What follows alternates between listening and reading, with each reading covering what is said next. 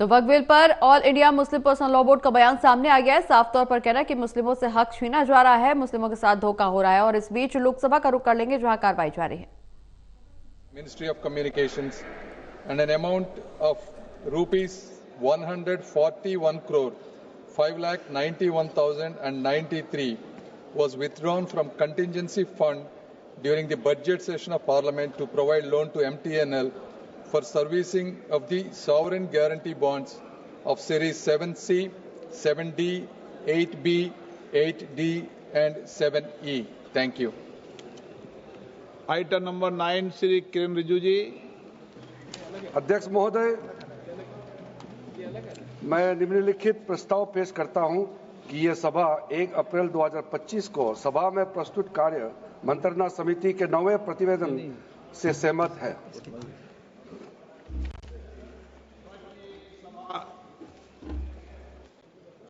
1 अप्रैल 2025 को सभा में प्रस्तुत कार्य मंत्रणा समिति के 9वें प्रतिवेदन से सहमत है। जो सदस्य प्रस्ताव के पक्ष में हाँ गए, जो सदस्य प्रस्ताव के विरोध में ना गए, मेरे विचार में निर्णय हाँ वालों के पक्ष में हाँ वालों के पक्ष में प्रस्ताव अनुमोदित किया जाता है। ये बिजनेस एडवाइजरी कमेटी है, ठीक है ना। माननीय सदस्य जिन्हें आज नियम 377 के अधीन मामले उठाने की अनुमति दी है, वे व्यक्तिगत रूप से अपना अनुमोदित पाठ सभा पटल पर प्रस्तुत कर सकते हैं। आइटम नंबर 11 माननीय मंत्री पंकज चौधरी जी। अध्यक्ष महोदय, मैं अपने वरिष्ठ सहयोगी श्रीमती निर्मला सीतारमण जी की ओर से प्रस्ताव करता हूं कि आज की संशोधित कार्यसूची में मत संख्या 11 में वर्णित बैंककारी विधियां संशोधन विधेयक 2024 में राज्यसभा द्वारा किए गए संशोधन पर विचार किया जाए।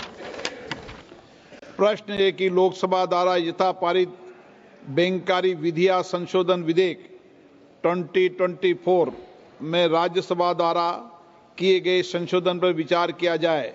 जो सदस्य इसके पक्ष में हाँ कहें, जो सदस्य विरोध में ना कहें, मेरे विचार में निर्णय हाँ वालों के पक्ष में हाँ वालों के पक्ष में हुआ, प्रस्ताव स्वीकृत हुआ।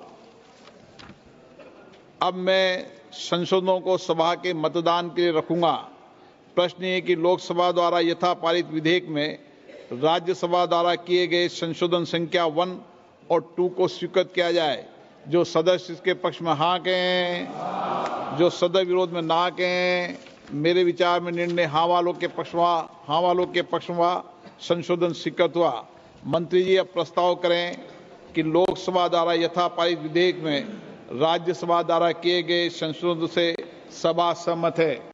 महोदय, मैं प्रस्ताव करता हूं कि राज्यसभा द्वारा विधेयक में किए गए संशोधनों पर सहमति दी जाए। प्रश्न ये है कि लोकसभा द्वारा यथा पारित विधेयक में राज्यसभा द्वारा किए गए संशोधन से सभा सहमत है। जो सदस्य इसके पक्ष में हाँ कहें, जो सदस्य विरोध में ना कहें, मेरे विचार में निर्णय हाँ वालों के पक्ष में हाँ वालों के पक्ष में हुआ, प्रस्ताव स्वीकृत हुआ। लोकसभा द्वारा यथा पारित बैंककारी विधियां संशोधन विधेयक 2024 में राज्यसभा द्वारा किए गए संशोधन सभा सहमत हुई। आइटम नंबर 12 और 13 को एक साथ सभा में लिया जा रहा है। वक्फ संशोधन विधेयक 2025 संयुक्त समिति द्वारा यथा प्रतिवेदित और मुसलमान वक्फ निरसन विधेयक 2024। माननीय मंत्री किरण रिजिजू जी।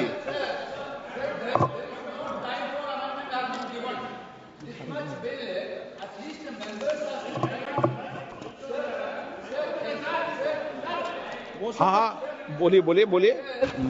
This type of bill, when you are bringing it to the House, at least the members has to have the power to give amendments. Yesterday, what happened, sir? This bill has been brought into the notice of member only afternoon, around afternoon. Then the amendment time will be ceased till 3:30. Then how can the members move amendments, sir? This is basically you are actually bulldozing the legislation, sir. This type of legislation bulldozing is not happened in this house, sir. Sir, members has to go. Why that, sir? You need to give time for amendment, sir. Sir, there are several provisions to be given amendment. There is no time at all. Okay, आप सुनिए, आप बैठिए, एक विषय मैं दे दूं। माननीय सदस्यगण, मैंने सभी जो गैर सरकारी माननीय सदस्यों के जो भी संशोधन प्रस्ताव थे वह और सरकारी संशोधन प्रस्ताव दोनों को बराबर का समय दिया है। मैंने ऐसा नहीं किया कि आपके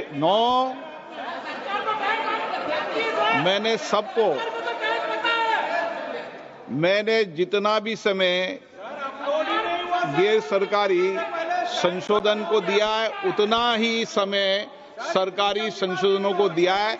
मैंने दोनों में कोई अंतर नहीं किया गया है। मंत्री जी को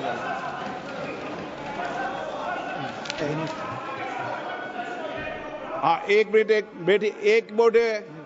एन के प्रेमचंद्रन जी, आप बता दीजिए। Sir, my point of order is relating to Rule 80, Clause 1 of the Rules of Procedure and Conduct of Business, and under Rule 376 of the Rules of Procedure, and also colon structure, page 615. Sir, now this House is considering a bill, Waqf Amendment Bill 2024, as reported by the Joint Committee, Parliamentary Joint Committee. We are not discussing the original bill. It is as reported by the Joint Parliamentary Committee. My definite question to the Honorable Speaker, sir, is whether the Joint Parliamentary Committee has the right to incorporate new provisions in the bill. It is beyond the powers and ambit of the Joint Parliamentary Committee. They have incorporated so many new provisions. I have no objection in respect of those provisions. Even 2A also, it is appreciable. We don't have any objection. Sir, very serious technical matter.